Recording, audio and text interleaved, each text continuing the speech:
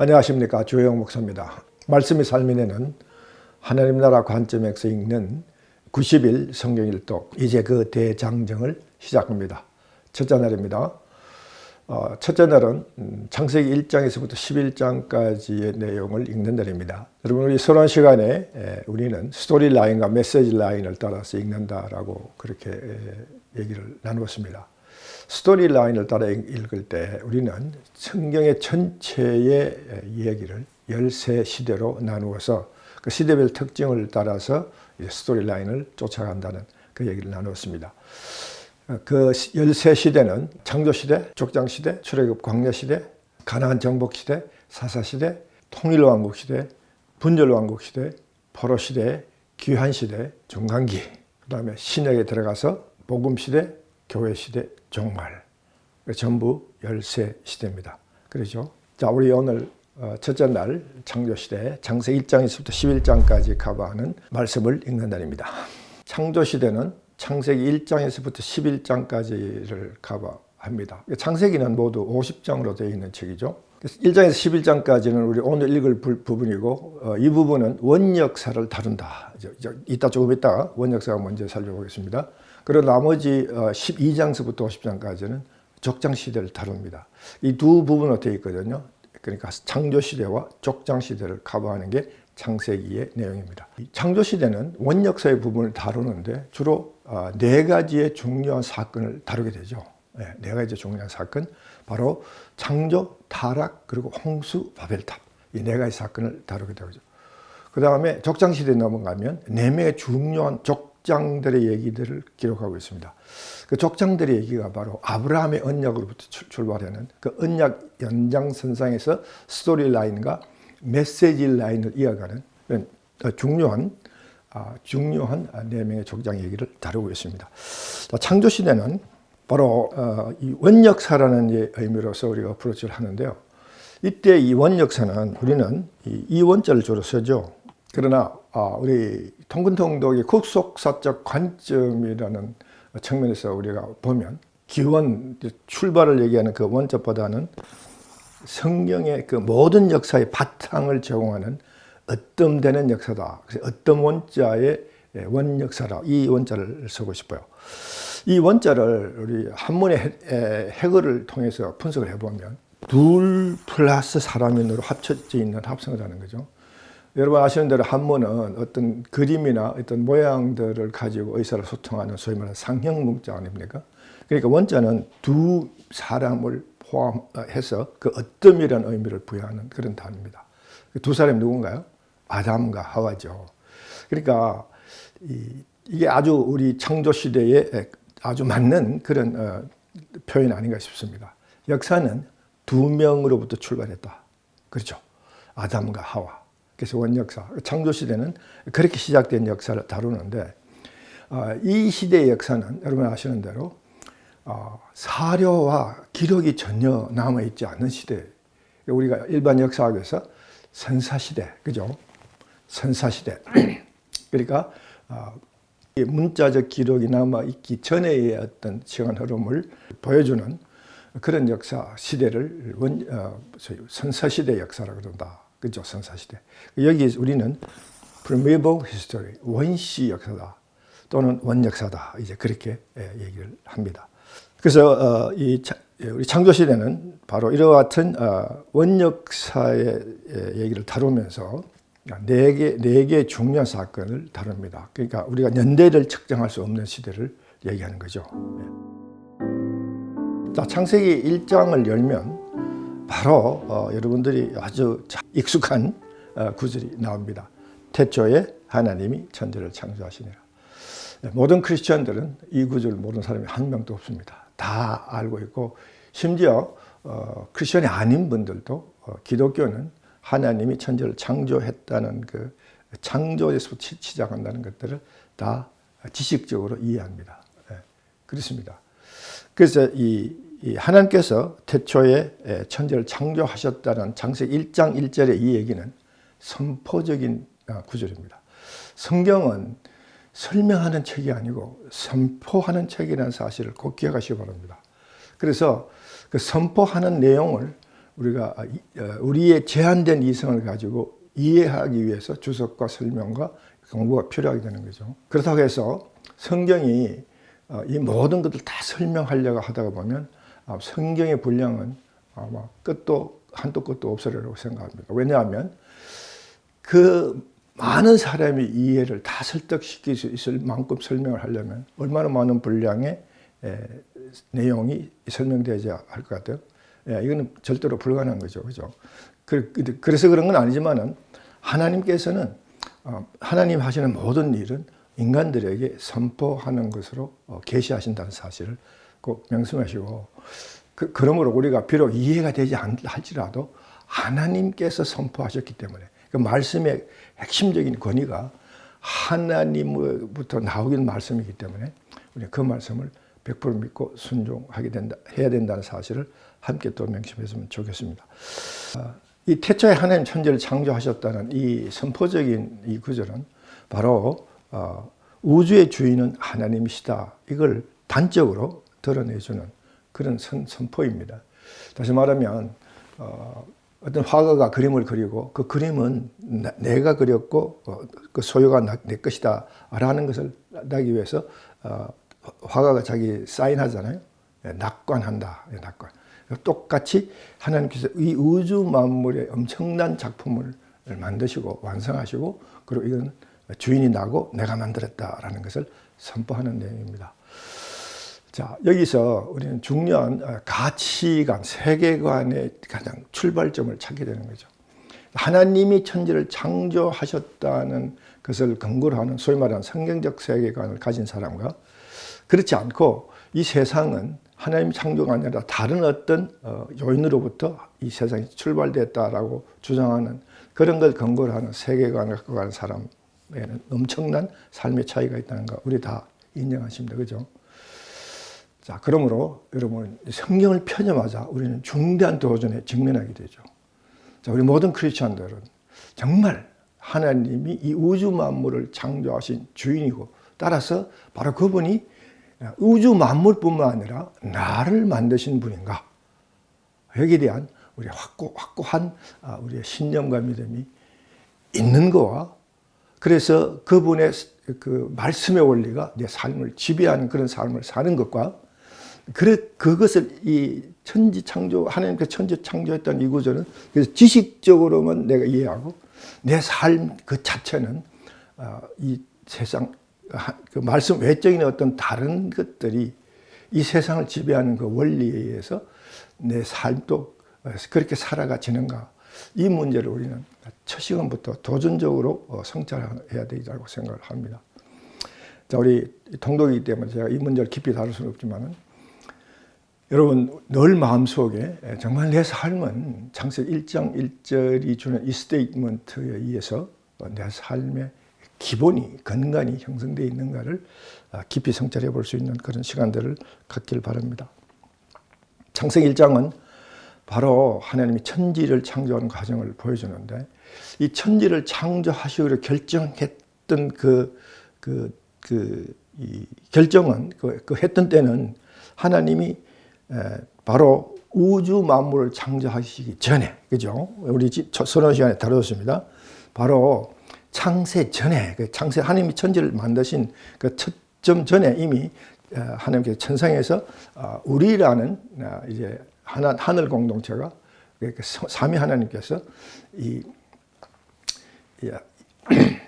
인간을 만들고 그 인간이 살아갈 최적의 환경을 갖춘 우주를 만들어야 되겠다고 이미 결정하셨다. 그죠? 그것을 우리는 이 두 단어로 살펴봤습니다. 그죠? 예.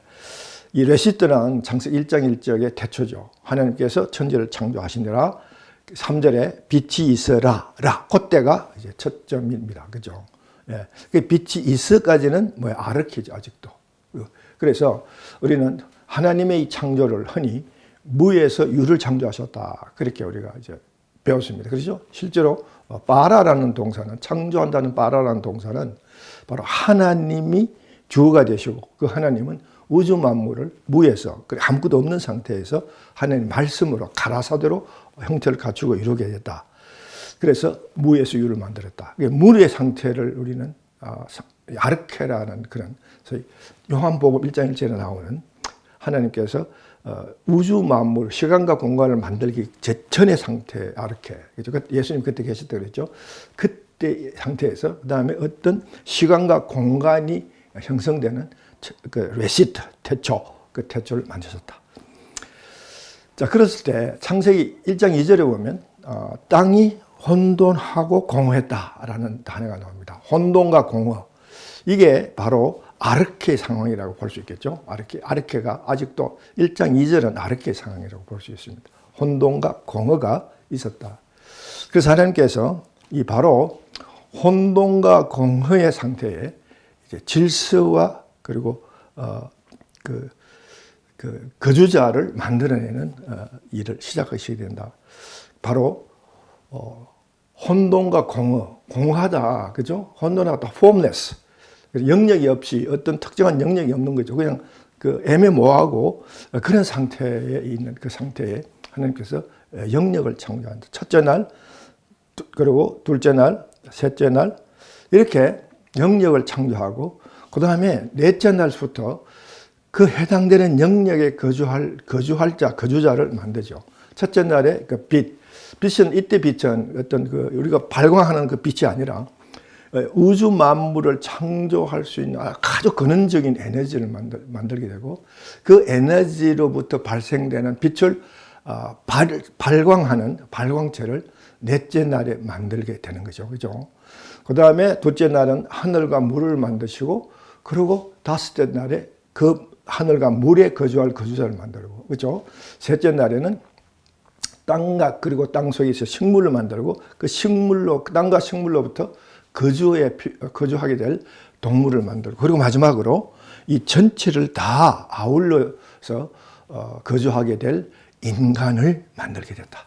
그렇죠? 그래서 우리 인간은 매우 특주한 존재로 만들었다. 우리가 그렇게 서론 시간에 또 배웠습니다. 그래서 하나님께서는 우리 인간을 아주 특별하게 만드셨다 하는 내용들을 우리는 창세기 1장 26절과 28절을 가지고 서론 공부할 때 나누었습니다. 자, 그래서 창세기 2장 7절에 보면 하나님 우리 인간을 만들 때 인간을 다른 우주 피조세계, 인간 외에 다른 피조물을 만들 때 가라사대로 말씀으로 만드셨지만은 인간만은 특별히 하나님이 직접 손으로 흙으로 빚으시고 그러고는요 생기를 부어넣으셨다. 그래서 생명이 됐다. 그렇죠? 사람은 흙 플러스 하나님 생깁니다. 그죠? 아파르 그리고 니시마가 합쳐져서 네페시 하야 살아있는 존재, 생명이 되는 거죠. 바로 왜냐하면 우리가 하나님의 형상과 모양을 갖는 자가 되고 그래서 하나님의 왕권을 위임받아서 하나님 피조세계를 다스리는 청지기가 되기 때문에 하나님 왕권을 위임받는 존재이기 때문에 우리는 바로 하나님보다 조금 못하게 하시고 영화와 종기로 가누셔서 그렇게 우리를 만드셨다. 예, 우리는 그렇게 만들어진 존재라는 거죠.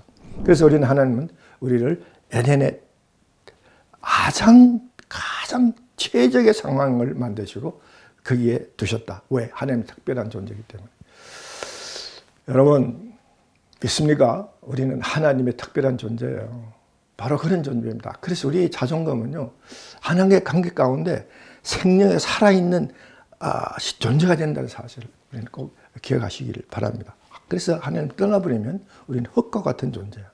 우리는 하나님 떠나버리면 영화와 종교의 관을 잃어버리는 이제 그런 사건이 산업화 사건을 통해서 일어나게 됩니다만은 어쨌든 우리는 그렇게 특별한 존재로 만들어졌기 때문에 하나님 우리를 에덴의 동산에 두시고 그리고 어떻게 했다고요?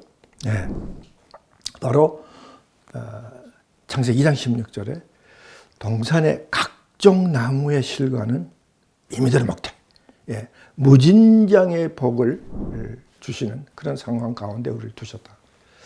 그것이 바로 창세기 1장 28절에서 저들에게 복을 주시며 하나님 우리를 복 주시고 사랑의 관계 가운데서 우리의 복을 주시려고 그죠? 여기 보시면요.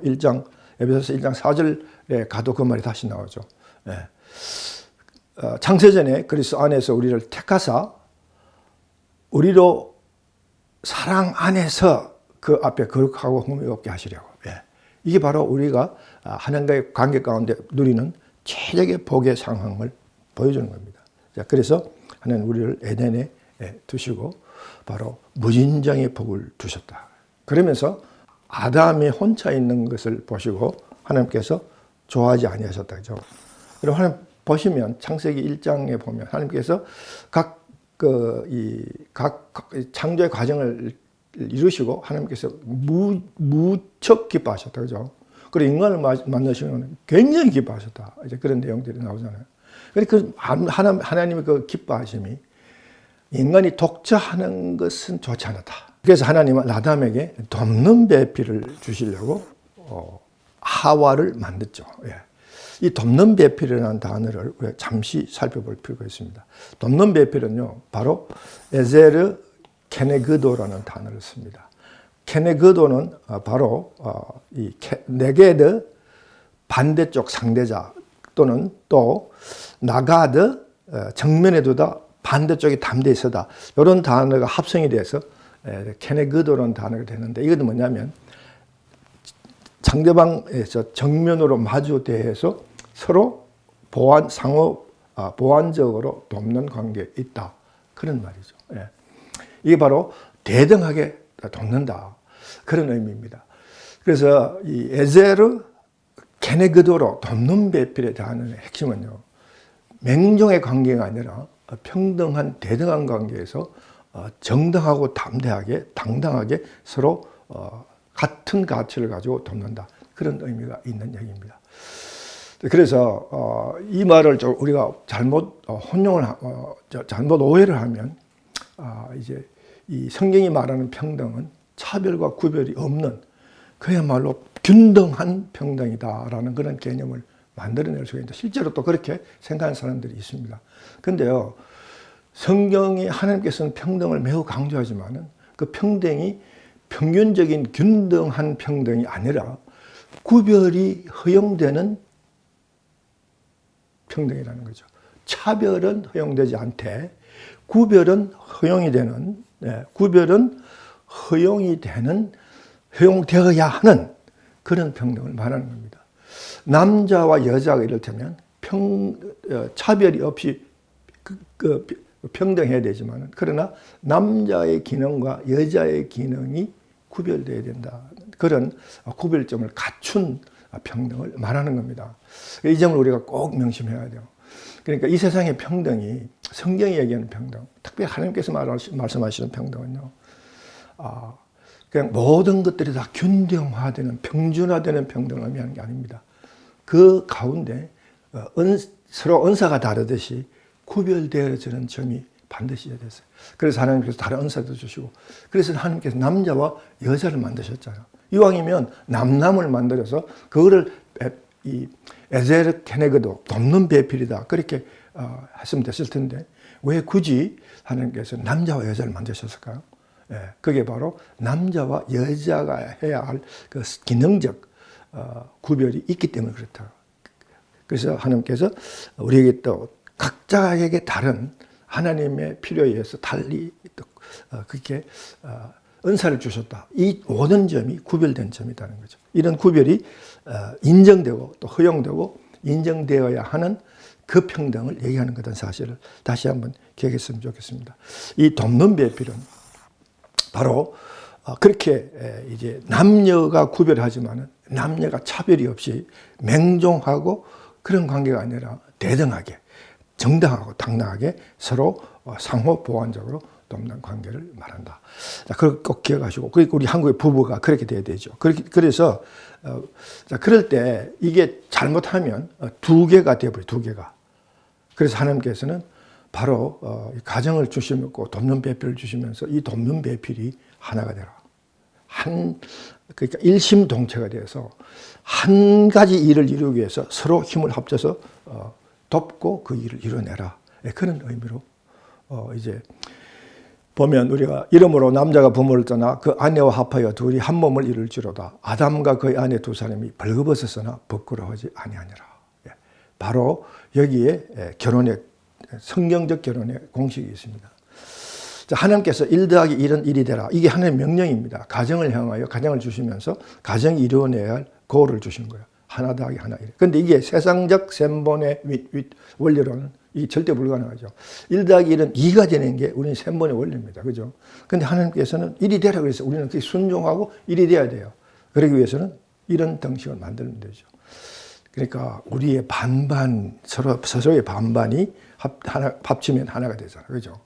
이 뭐냐면요. 하나님 하나 되라 그랬으니까 하나 되라는 고를 이루기 위해서 그 고를 이루는데 우리가 이 방해되는 요인들을 우리가 스스로 그걸 제거하고 내려놓고 그리고 하나가 되기 위해서 필요한 것들만 상대가 가지고 합쳐서 하나가 되게 하면 된다. 이것을 우리는 강조한다는 사실을 기억하시면 좋겠습니다. 자, 그래서 이 에덴에서 하나님께서는 이와 같이 아름다운 가정을 허락하시고 대등하게 서로 당당하고 아름답게 동등하게 서로 협조하고 도와주고 하는 그런 아름다운 가정을 이루어서 정말 하나님과 함께 에덴에서 거하면서 무진장의 복을 누리는 상태. 이게 우리의 처음 모습이라는 사실. 이게 바로 창조의 가장 원리고 기쁨이라는 겁니다. 여러분 꼭 기억하시면 좋겠습니다. 그래서 에덴 하면요, 하나님이 함께 해주시는 하나님의 나라의 원형이다. 예, 바로 하나님 이것을 위해서 하나님께서 우리를 만드시고 우주 만물을 만드시고 그리고 우리에게 그 우주 만물을 다스리는 그 권위를 위임하셔서 우리로 하나님의 청지기로 삼으셨다. 그게 우리의 처음 모습이죠. 그게 바로 에덴의 모습입니다. 그럴 때 우리는 정말 무진장의 임의대로 먹을 수 있는 복, 무진장, 제한이 없는 복, 엄청난 복 가운데 있었다. 이런 상태에서 우리는요, 요즘 우리가 우리의 삶의 현장에서 느끼는 그 치열한 생존 경쟁 이런 건 절대 없습니다. 그죠? 절대 없죠. 그죠? 모든 것들이 필요에 따라서 다 있는 그런 상태. 바로 그래서 에덴은 바로 하나님이 함께 해주시는 하나님 나라고 그것이 바로 하나님이 우리에게 주신 그 가정을 통해서 이루어지게 된다. 이 하나님 나라의 가장 그 관계의 가장 핵심적인 것은 가정에서 이루어지는 관계다. 이걸 여러분 꼭 명심하시면 우리가 앞으로 이제 이 성경 통독을 이어나가면서 우리 많은 것들을 더하여 공부할 수 있게 된다는 사실을 기억하시면 좋겠습니다. 에덴의 이런 복된 삶은 얼마나 지속되었을까요? 그거는 연대를 측정할 수 없는 그런 창조 시대에 일어났던 사건이기 때문에 상상을 할 수 없는 그런 상황이긴 하지만 그러나 문제는 이 에덴의 복된 하나님의 그 사랑의 관계 가운데 이루어지는 이 정말 완벽하고 아름다운 삶은 더 지속될 수가 없었습니다. 왜냐하면 사탄의 핵심 목적은 하나님의 대적자로서의 역할을 감당하는 겁니다. 자기가 하나님이 되고 싶어서 하나님 보좌에 자기 보좌를 올리려고 했던 소위 구테타적 상황을 일으켰을 때 하나님 진노를 사서 그가 천사에서 사탄으로 타락해버리는 그런 존재가 되었다. 누가복음 10장 18절에 보면 예수님께서도 사탄이 하늘로부터 번개같이 떨어지는 것을 내가 보았노라. 예수님께서 그렇게 말씀하셨거든요. 물론 사탄이 최후의 예수 그리스도에 의해서 머리가 밟히는 정복당하고 멸망당하는 그런 내용들을 암시하는 구절이기도 하지만은 바로 이런 아르케 때 사탄의 존재가 이제 생겨나는 그런 상황을 보여주는 그런 구절이기도 합니다. 2장 16절입니다. 여호와 하나님이 그 사람에게 명하여 이르시되 동산 각종 나무의 열매는 내가 임의대로 먹되 그 임의대로 먹는 이 복된 관계가 이제 그 위기에 처할 가능성이 많습니다. 바로 사탄이라는 존재가 있었기 때문이에요. 그래서 하나님이 기뻐하시는 모든 일에 대적하고 깽판을 쳐야 되는 것이 사탄의 아주 핵심 임무라 그러면 이상합니다만 핵심 업무이기 때문에 하나님 그걸 아시잖아요. 그래서 이 복되고 아름답고 정말 사랑의 이 하나님과의 이 교제의 이 아름다운 관계가 그 에덴의 삶이 사탄이라는 그 유혹 가운데서 위기에 처해 줄 수 있다는 사실을 하나님께서 아시기 때문에 하나님은 여기에 특단의 조치를 내릴 필요가 있다. 이제 그런 상황이 올 수도 있다는 것을 하나님 아시죠, 그렇죠? 자, 그런 관계를 보호하시고 그리고 그 관계를 지켜준 하나의 대비책으로서 하나님께서 주신 방법이 뭐냐면 선악과 열매를 따먹지 않는, 그렇죠? 선악을 알게 하는 나무의 열매는 먹지 말라. 내가 먹는 날에는 반드시 죽으리라. 이때 죽는다는 말은 우리가 살펴본 대로 관계가 끊어진다. 아름답고 사랑의 그리고 복된 관계가 끊어진다. 그 얘기거든요. 그럼 결국 어떻게 돼요? 그렇게 되면 임의대로 먹는 상황이 반전되잖아요. 그죠? 그렇기 때문에 하나님께서 이런 특단의 이제 대비책을 주시고 그것을 동산의 가장 높은, 가장 잘 보이는 곳에 두시고, 그리고 사탄의 유혹이 오면 언제든지 이 동산에 있는 이 선악과 나무를 바라보아라. 예. 그러면 바로 선악과를 따먹지 말라는 하나님의 명령이 생각날 것이다. 그래서 순종하게 하신 그것이 바로 선악과 언약입니다. 선악과 언약은 하나님과 인간의 관계, 복된 관계를 유지하기 위한 하나님의 수단이죠. 하나님께서 우리에게 주신 유일한 수단입니다. 자, 이 선악과 나무를 동산 가운데 두신 이유는 바로 사방 어디서 사탄의 유혹이 오더라도 가장 잘 보이는 것에 있으므로 항상 그걸 보고 하나님이 나의 주권자이라는 사실을, 나의 창조주이라는 사실을 항상 기억하게 하고, 그래서 내가 자기 중심성을 이제 억제할 수 있는 그런 상황을 만들고 하나님께 순종하게 하기 위해서 중앙에 두셨다. 그렇죠? 예. 바로 우리가 처음부터 지어진 그 하나님의 창조의 원리대로 우리는 하나님의 청지기로서의 삶을 살게 지음을 받았기 때문에 자기 중심적인 삶을 살아갈 수 없는 거죠. 그러나 바로 인간에게는 그런 유혹에 넘어갈 수 있는 그런 선택의 자유가 또한 주어져 있었다는 거죠. 그렇죠?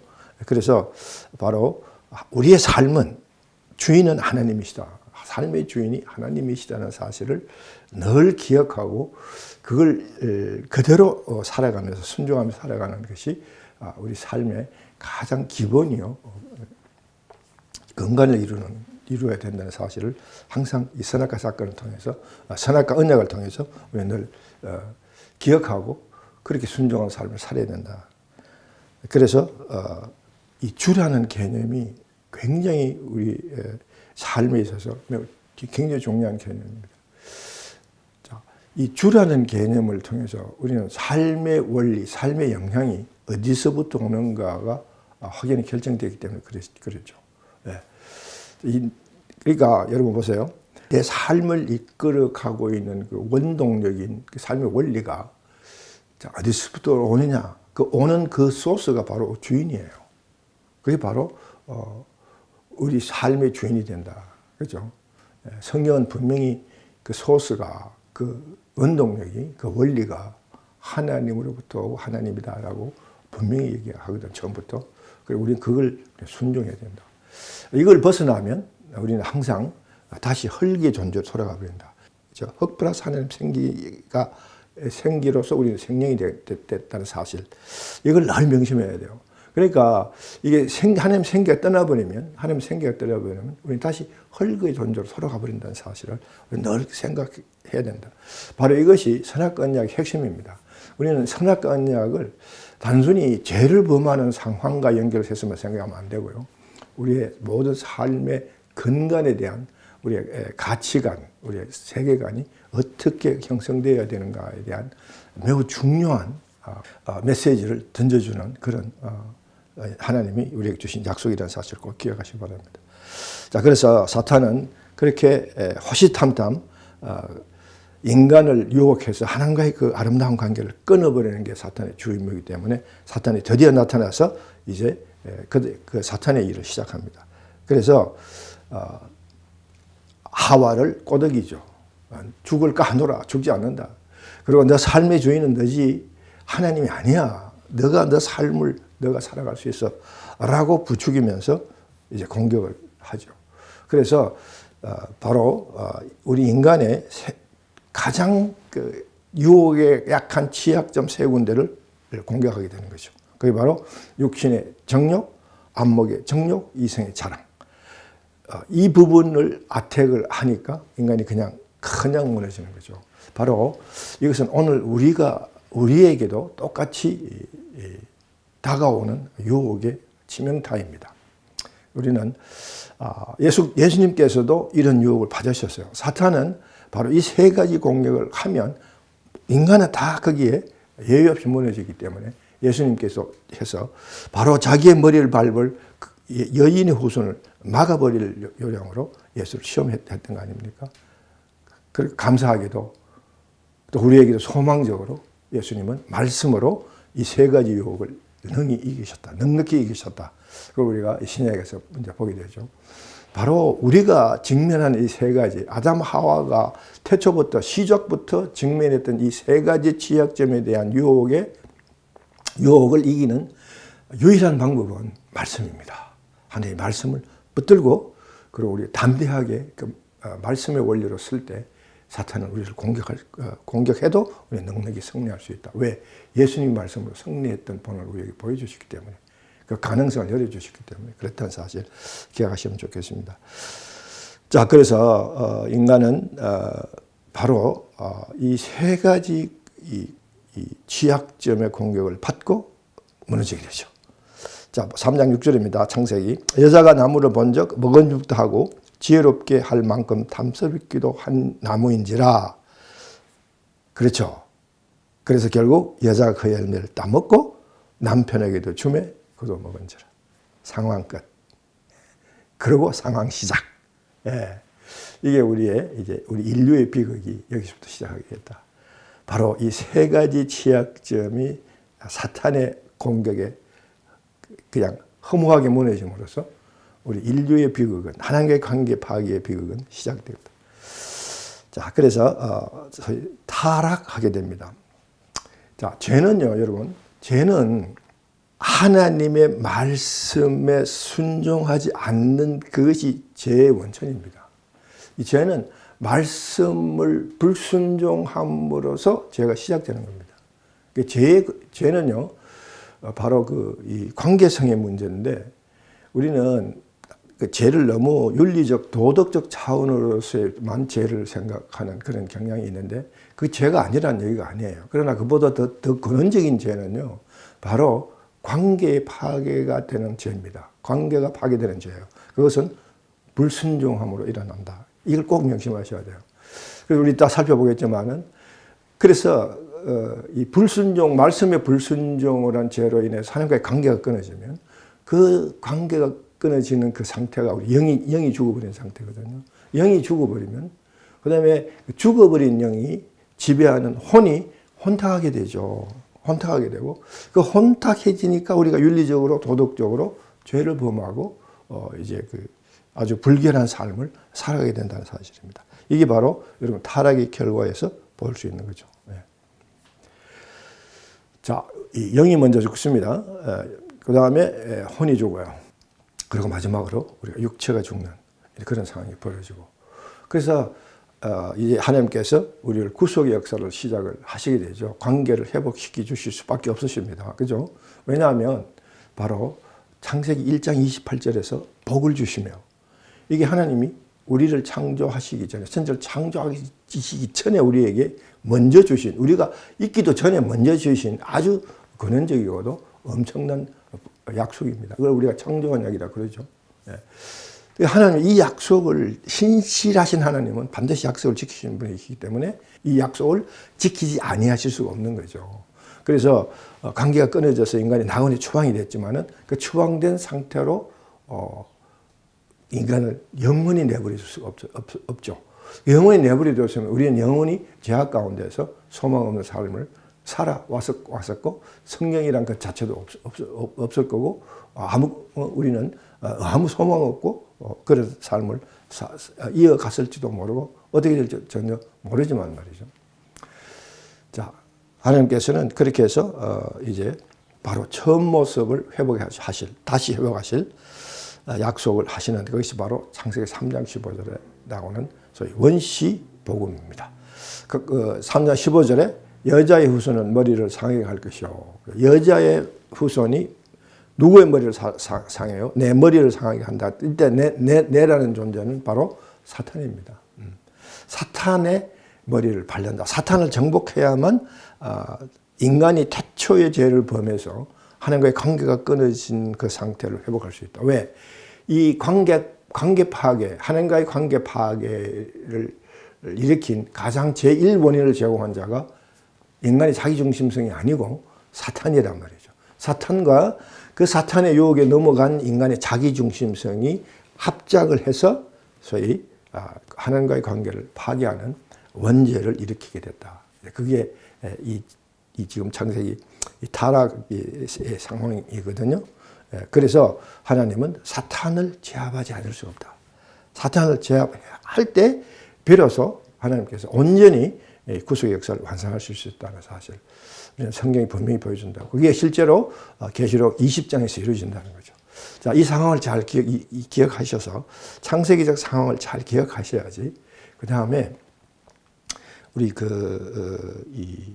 여러분 이제 교재에 그 도표가 나오거든요. 그 도표를 참고하시면 창세기의 상황이 계시록에서 결론적으로 해결되고 완성되고 그리고 창세기 1장, 2장의 에덴이 계시록 21장, 22장에서 다 새 땅으로 나타난다는 사실을 그게 성경의 전체의 큰 그림이라는 사실도 함께 여러분 이해를 해 두시면 좋겠습니다.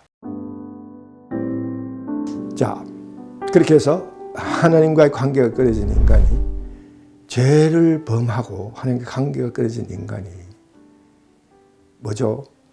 벗어서나 부끄러워하지 아니했던 그런 그 아름다운 그 관계가 이제는 수치심이 작동하기 시작하므로 이제 이 벗었던 모습이 부끄러워지는 거죠.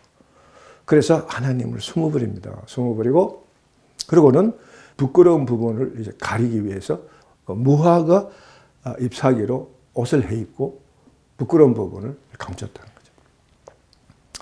하나님 보시고 그 상황을 하나님께서 인정하지 아니하시고 하나님이 가죽옷을 만들어서 입으셨다. 자, 여기서 우리 많은 분들이 이 하나님이 가죽옷을 만들기 위해서 짐승이 죽고 짐승이 죽으면 피가 흘린다. 그러니까 인간의 죄의 문제, 인간의 문제를 구원하고 해결해 주기 위해서 짐승의 죄가 필요하게 된다. 이런 소위 피와 구속의 이 원리에 업각에서 해석을 하는 사람들이 많은데 그것도 전혀 틀린 해석이 아닌데 이제 이 구속과 구원에 죄가 필요하게 된다는 이런 그 교리는 레위기의 제사 제도가 확립되면서 이제 생겨나는 하나의 교리거든요. 그런데 이 피와 구속의 관계성보다는 바로 방법의 문제다. 인간의 문제를 해결하는 데서 인간의 방법대로 하는 것이 소위 무화과 잎으로 옷을 해입는 게 인간의 방법이고요. 하나님은 인간의 방법을 인정하지 않고 바로 하나님 방법대로 인간의 문제를 해결해 주고 싶었던 거죠. 그것이 가죽옷입니다. 그래서 하나님께서 가죽옷을 해입으셨다. 여러분 이제 금방 우리 노아의 방주를 볼 텐데 노아의 방주도 똑같습니다. 하나님의 방법이에요. 자, 여기서 매우 중요한 개념을 여러분 다시 한번 머릿속에 꼭 각인시켜야 됩니다. 왜냐하면 신리인이 자기중심적 개념이에요. 하나님은요, 우리를 인리로 살아가게 하시는 것이 아니라 하나님의 방법, 신리로 살아가게 하시기를 원하세요. 그게 순종입니다. 우리 인리로 하는 것들 하나님께서 다 용납하시고 다 인정해 주시면 순종이 필요 없잖아요. 우리 마음대로 하면 그만이고 하나님은 그게 그냥 할아버지가 손자 보듯이 그렇게 봐주기만 하면 되고 그런 관계가 아니거든요. 성경은 처음부터 하나님이 우리를 만드시고 우리에게 복을 주시고 우리를 관계를 맺으시고 모든 이런 일들에 항상 주권은 하나님께 있고 그 방법은 언제나 하나님 정해주신다. 그 정해주신 방법대로 해야 된다. 그게 순종 아닙니까? 예. 순종은요, 우리가 하나님 방법대로 하는 거야. 우리 인간의 방법대로 하는 게 아니라는 사실을 성경의 첫 출발점부터 우리 분명히 머릿속에 각인해 두시고. 자, 그래서 우리가 성경을 읽는 거예요. 성경을 읽어야 하나님 방법이 뭐며 하나님 우리가 어떻게 해야 하나님 방법대로 순종하는 건가를 성경이 가르쳐주고 성경이 보여주기 때문에 우리 성경을 읽어야 되고, 성경 읽지 아니하면 자기 자의적으로 생각해서 자기 생각대로 순종을 하게 되는 거죠. 그래서 열정적으로 순종을 하지만은 그건 하나님 방법과 다른 순종을 하기 때문에 우리는 열심히 순종해도 그 하나님과의 관계가 회복되지 않고 복의 채널이 열리지 않는다. 자, 이걸 꼭 명심해 주시면 좋겠습니다. 그래서 하나님께서 가죽옷을 해 입히시고 하나님의 방법대로 해야 된다는 사실을 다시 한번 상기시켜 주는 거죠. 자, 그래서 하나님과의 관계가 끊어지고 낙원에서 추방됩니다. 자, 하나님과 관계가 끊어졌다. 다시 말하면 우리는 흙과 하나님의 생기로 형성되어서 하나님의 형상과 모양을 갖고 그리고 종교와 영화의 관을 쓴 가장 정말 아름답고 귀한 존재 아닙니까? 그런데 그것이 하나님 생기가 우리에게 있을 때가 그렇다는 거죠. 생기가 떠나버리면 우리는 흙과 같은 어쩌면 짐승보다 못한 존재가 될 수도 있다는 거예요. 네. 자, 그런 모습이 바로 4장과 5장에 나타납니다. 4장에서 가인이 아벨을 죽여버린다. 그러니까 하나님의 영과의 그 영적 관계가 끊어진 상태에서 인간의 혼은 혼탁해지고 시기와 질투와 악독함이 가득 찰 수 있는 윤리도덕적 타락 현상이 생겨나요. 그럴 때 서스럼없이 동생이라도 죽여버릴 수 있는 상황입니다. 이해가 되죠? 네. 우리가 바로 이제 그런 상황으로 처해야 되고, 그래서 동생을 죽여버린다. 이 동생을 죽였다는 이 살인사건의 의미는요, 바로 이웃과의 관계가 끊어지는 거죠. 하나님 관계가 끊어지니까 이웃과의 관계도 끊어지게 된다. 이 두 사실을 꼭 기억하십시오. 그래서 성경에 창세기 3장 9절에 아담아 내가 어디 있느냐. 그죠? 아담아 내가 어디 있느냐. 보세요. 그 다음에 창세기 4장 9절에 가인아 내 아우 아벨이 어디 있느냐. 이 두 가지의 도전적 질문을 하나님께서 이런 상황에서 던지게 되는데 이것이 뭘 의미하느냐 하면 하나님과의 관계, 그 이웃과의 관계적 상황을 추궁하는 또는 보여주는 그런 하나님의 도전적 질문이라는 사실을 꼭 기억하시면 좋겠습니다. 자, 그렇게 해서 4장 5절에서 하나님의 관계가 끊어지고 하나님 생기가 떠난 인간이 살아가는 이루어가는 그 문명, 죄된 문명이 어떤 거냐 것들을 4장과 5장에서 보여주고요. 그것이 바로 쌓여가지고 결국 하나님의 홍수의 심판이 임하게 된다. 여러분, 참으로 우리 인류에서 가장 불행한 그런 첫 상황이 전개되는 거죠. 자, 노아의 홍수가, 그래서 하나님은 가인의 후예로부터 하나님의 구속의 역사를 이루어갈 수 있는 상황이 안 되기 때문에 하나님께서 아벨을 대신해서 한 아들을 허용합니다. 그 아들의 이름이 셋이잖아요. 셋. 셋은 대신하다. 셋의 계열이 비로소 여호와 이름을 불렀더라. 이제 여호와의 이제 백성의 계열을 다시 만들어 이어가는 그런 상황을 하나님께서 만들어내신다. 그걸 보여주는 것이 바로 이 이렇게 요약된 하나의 이제 그 족보 같은 흐름의 도표입니다. 이걸 잘 여러분 숙지하셔서 참고하시면 좋겠고요. 자, 그러나 그 셋의 하나님의 계열 셋도 결국은 하나님의 그 가인의 이 후예들과 뒤섞여 가지고 이제 정말 하나님의 백성의 경건성을 다 잃어버리고 이제 점점점 혼탁해지고 그래서 완전히 섞여버려요. 하나님의 백성은 섞이면 안 되는데 섞여버리는 상황이 전개되고, 그리고 이 땅 그 땅에 하나님 나라를 세워나가며 하나님의 문화를 이루어나가는 그런 삶을 살아가도록 우리가 지원을 받았잖아요. 그게 바로 우리의 청지기성이거든요. 우리 청지기는 하나님의 왕권을 위임받아서 하나님의 피조세계를 하나님의 방법대로 하나님 뜻이 이루어지도록 다스리는 것이 바로 그 청지기잖아요.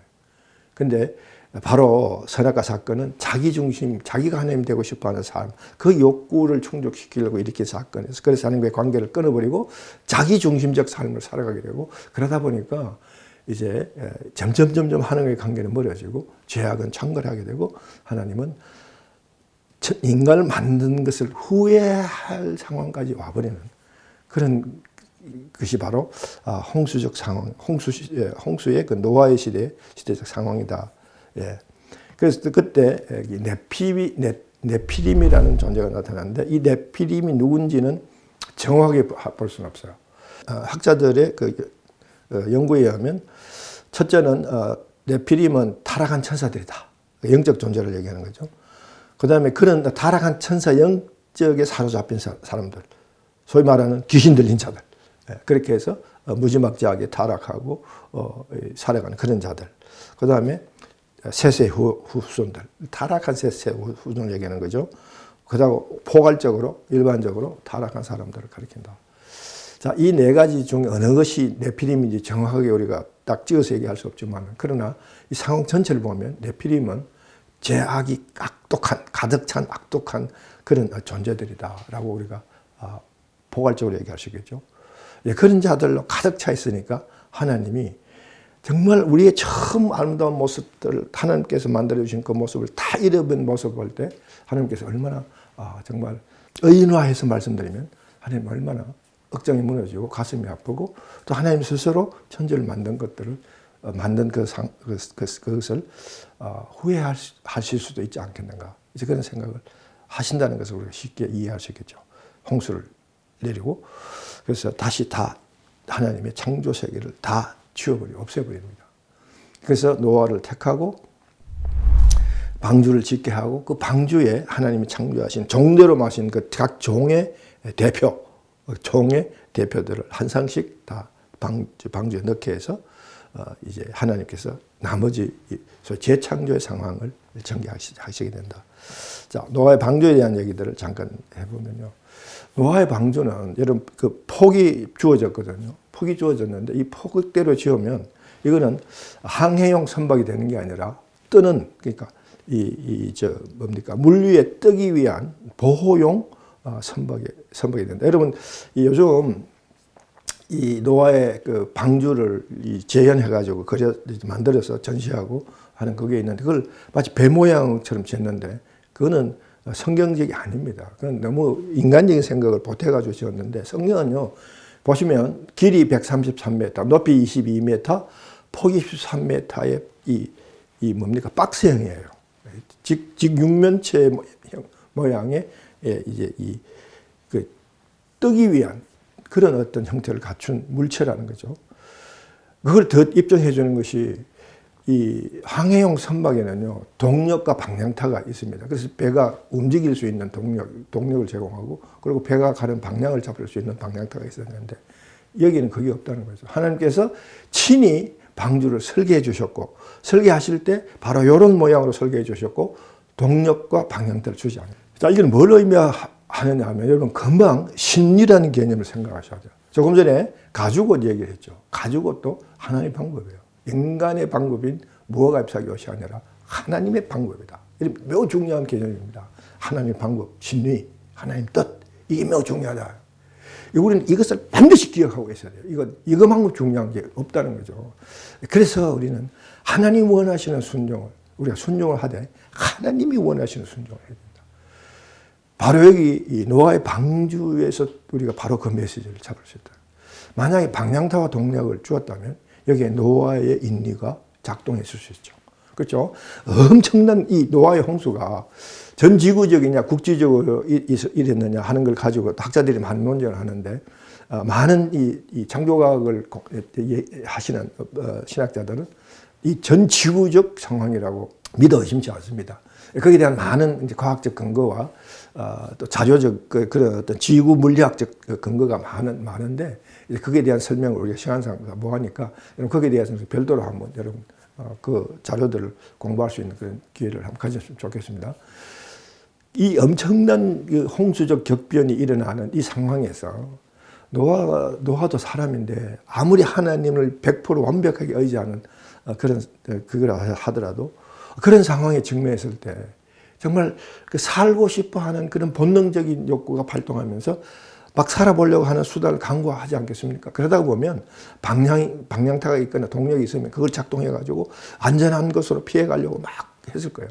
그러다가 엄청난 파도와 격변이 부딪혀서 배가 뒤집어지거나 부서질 수 있는 그런 가능성을 전혀 배제할 수 없거든요. 그렇죠? 하나님 그 인간의 심성을 아시기 때문에 처음부터 완벽하게 하나님 방법대로 순종하게 하시려고 방향타와 동력을 주지 않았다. 그러니까 주님 뜻대로 하세요. 이제는 뭐 저희는 방법이 없습니다. 주님. 그리고 그 배에 들어가서 풍랑을 치면 물길에 치면 치는 대로 풍랑이 일매 있는 대로 하나님께서 모든 것을 잠잠해 하시고 그 방주에서 내려라 그럴 때까지 노아가 거기에 머물러 있었습니다. 그런데 실제로 한번 상상해 보세요. 노아가 그런 상황에서 얼마나 가슴 졸이고 얼마나 불안에 떨고 얼마나 무서워했겠어요. 그죠? 그럼에도 불구하고 다른 방법이 없으니까 방향타와 통력이 없었으니까 여기서 우리가 다시 한번 신유인이 자기중심 개념을 다시 한번 꼭 명심하시고 정말 나는 오늘 하루의 삶 가운데 얼마만큼 내 힘과 내 능력과 또 내게 주어진 어떤 여건들을 활용해서 이 문제, 이 난관을 해치려고 발버둥치면서 살아왔던가를 한번 성찰해보고 돌이켜보고 기도 한번 해보십시오. 그러나 그 모든 것들이 다 하나님의 생각, 하나님의 방법대로 이루어지고 있다. 그렇지 않을 때 우리에게 고통과 고통이 온다는 사실을 우리 성경 1년 초입에서부터 이 중요한 메시지를 붙들고 정말 오직 하나님, 오직 예수 이 마음으로 우리 함께 나아가면 좋겠습니다. 자, 그래서 이 홍수는 재창조적 성격을 띠게 됐다. 그리고 이제 이 방주 안에 있는 그 빼고는 다 없어졌잖아요. 그죠? 그러니까 하나님께서 이 우주 만물을 특히 지구적 상황을 이제 방주 하나로부터 출발하는 셈이 되지 않습니까? 그러니까 하나님이 창조시대, 창조할 때의 상황으로 돌아간 것과 마찬가지로 다시 창조 언약적 상황을 노아에게 줍니다. 창세기 9장 1절에 3절에 핵심이 뭐냐 하면 복을 주시고 땅에 충만하라. 그것이 바로 창세기 1장 26, 28절 우리가 열심히 공부했던 그 구절에 나오는 거죠. 복을 주시고 충만하라. 이제 그래서 인류의 역사 실제적으로 살딱이 오면 노아로부터 출발하게 되는 셈입니다. 자, 노아의 자손들이 이렇게 흩어지게 되면서 이제 번성하는데 이들이 어느 정도 번성되었다고 생각할 때 자기들의 힘이 다시 쌓였다고 생각할 때 그렇죠? 창세기 4장 5장처럼 자기들의 세력이 살에 불어나고 자기들의 이 공동체가 커지고 이제 이런 상황이 벌어지면서 다시 4장 5장과 같은 상황으로 인간이 돌아간 거죠. 그것이 바로 바벨탑 사건입니다. 자, 그들이 보세요. 하나님께서 창세기 1장 28절에 다시 우리 봅니다. 하나님 그들에게 복을 주시며 하나님 그들에게 이르시되 생육하고 번성하고 땅에 충만하라. 그리고 모든 생물을 다스리라. 뭐야? 청지기의 삶을 살아라. 이 피조 세계를 다시 하나님의 그 왕권을 위임받는 그 상태로 돌아가서 다시 청지기의 삶을 살아라. 자, 그렇게 하나님께서 다시 이제 이 홍수 이후에 똑같은 상황으로 똑같은 명령과 약속을 주셨는데 그들은 삶이 어땠다고요? 한번 읽어볼게요. 창세기 11장 1절 4절입니다. 온 땅의 언어가 하나요. 말이 하나였더라. 이에 그들이 동방으로 옮기다가 신할 평지를 만나자 서로 말하되 자 벽돌을 만들어 견고히 굽자 하고 이에 벽돌로 돌을 대신하여 역청으로 진흙을 대신하고 또 말하되 성읍과 탑을 건설하여 하늘에 닿게 하여 우리의 이름을 내고 온 지면에 흩어짐을 면하자 하였더라. 뭐야 이게? 바로 제2의 선악과 사건이라는 거죠. 핵심 뭐예요? 자기 중심성이에요. 자기가 자기 삶의 주인이 되어서 자기 뜻대로 자기들의 원하고 자기들의 소원한 바대로 삶을 이어나가고 싶다. 근데 하나님 어땠나요? 모든 생물을 다스리라. 생명과 번성과 충만해서 모든 생물, 하나님의 모든 피조 세계를 하나님의 뜻대로 하나님의 문화를 이루어 나가는 그 일들을 이루어 나가라. 그게 하나님의 창조 언약이고 명령이잖아요. 근데 이들은 뭐예요?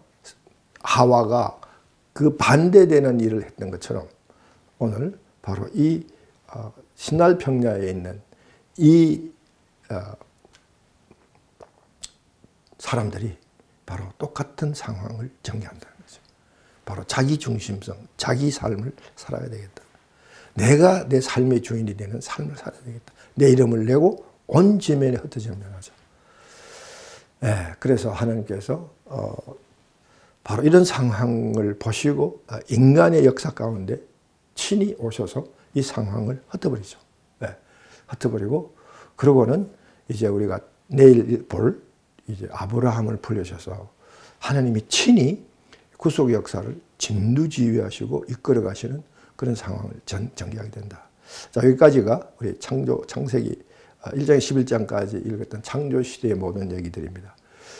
매우 중요한 부분이기 때문에 예정 시간보다 우리가 계획했던 시간보다 좀 길게 설명을 나눠드렸는데 이 첫날 첫 시간에 읽는 이 내용들의 그 스토리 라인의 출발점과 메시지 라인의 기본이 되는 상황을 여러분 잘 파악하셔야만이 우리 하나님이 주시는 모든 메시지를 확고하게 붙들어 나가는 성경 읽기를 할 수 있다는 사실 꼭 기억하시고 좀 긴 시간이었었지만 여러분 인내하시면서 첫 시간 이 부분을 잘 숙지하셔서 이제 남은 부분을 읽었을 때 여러분 더 큰 은혜를 더 큰 하나님의 축복을 누리는 그런 기반을 잡는 아주 중요한 시간이 그런 시간이 되었기를 주님.